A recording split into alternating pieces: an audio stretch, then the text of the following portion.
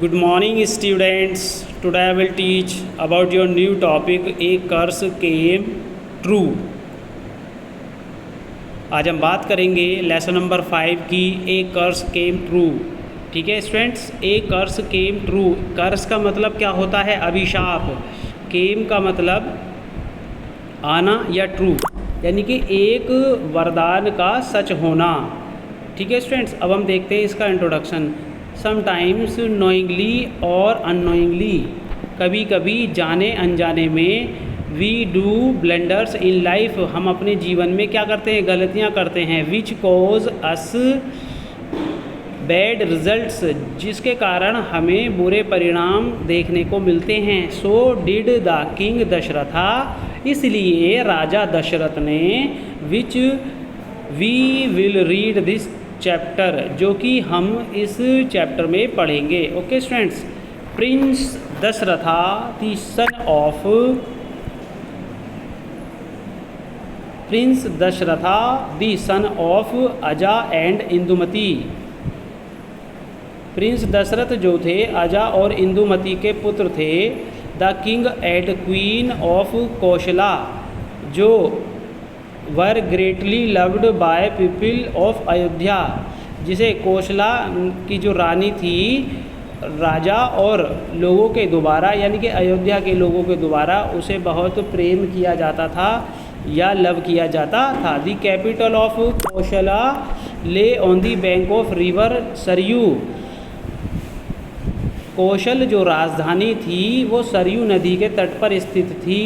And near by forest were filled with game, और उसके चारों तरफ खेलने के लिए बहुत अच्छा जंगल था। किंग अजा trend his son in all the arts, king अजा को, जो किंग अजा था उनका पुत्र राजा का, उन्होंने अपने पुत्र को सभी कलाओं में उसे पारंगत किया।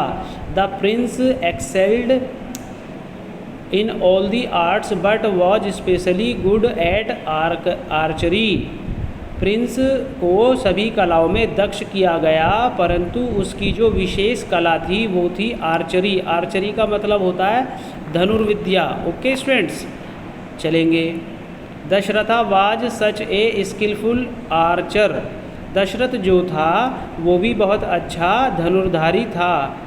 ही could bring down his prey guided on only by sound, वो क्या कर सकता था?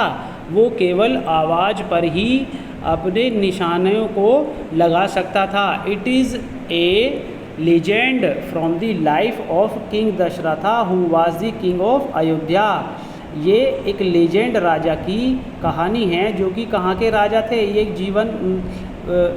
ये जो कहानी, जो लीजेंड लिया गया है, ये किंग दशरथा जो अयोध्या का राजा था वहाँ से ली गई है। One day king Dasharatha went out for hunting in the forest, एक दिन किंग दशरथ शिकार के लिए जंगल जा रहे थे। He roamed the whole day but could not find any animal, वो पूरे दिन भटकते रहे परंतु उन्हें कोई शिकार नहीं मिला। विच ही कुड हंट, जिसे वो शिकार कर सकें। इट बिकेम डार्क सडनली, अचानक रात होने लगी। It was coming from the river Sarayu, it was coming from river Sarayu, और जो सरयू नदी थी वहाँ पर। Dasharath was an excellent archer, Dasharath जो था बहुत ही एक्सीलेंट आर्चर था, यानी कि बहुत ही कुशल धनुर्धारी थे। कौन? Dasharath. He could shoot an arrow in the correct direction of the sound and the arrow would hit the person of animal making the sound, और अचानक जो सरयू नदी की तरफ से जो आवाज़ आई, इट वाज, सॉरी ये रह गया था बेटा, चलेंगे यहाँ से देखते हैं। हाँ, इट बिकेम डार्क सडनली, अचानक रात होने लगी। Dasharatha heard a sound, Dasharath ने एक आवाज़ सुनी। It was coming from river Sarayu, ये आवाज़ रिवर सरयू की तरफ से आ रही थी। Dasharath was an excellent archer, Dasharath जो था वो बहुत ही एक्सीलेंट आर्चर था, बहुत ही कुशल धनुर्धारी था। He could shoot an arrow in the correct direction of the sound and the arrow would hit the person और animal making the sound.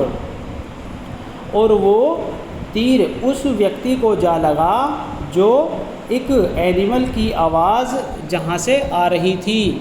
He put out an arrow, उसने अपने तीर को बाहर निकाला। From his quiver swiftly and shot it towards the sound, और उसने बहुत ही आहिस्ता से अपने शब्दों में कहा the arrow hit its target, कि इस तीर ने निशाना जो मुझे बनाया है।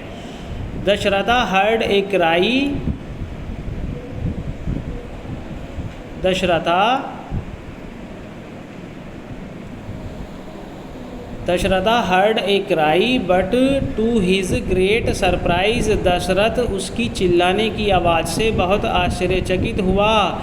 It was not cry of a beast, ये किसी जानवर के चिल्लाने की आवाज़ नहीं थी।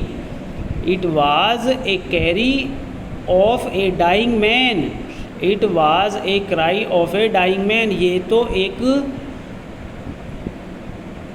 आदमी के रोने की आवाज़ थी। He immediately rushed to the place, वह तेज़ी से भागकर उस स्थान की ओर गया। He was stunned to see a young boy lying on the bank of the river wounded with his arrow. He was stunned, वह स्तब्ध रह गया उस नौजवान लड़के को देखकर जो सरयू नदी के तट पर तीर लगा हुआ घायल पड़ा हुआ था। ओके स्टूडेंट्स, आप इस स्टोरी को बड़े ही इत्मीनान से सुनेंगे और नेक्स्ट टाइम मैं आपको इसके आगे का पार्ट कराऊंगा। Good bye students.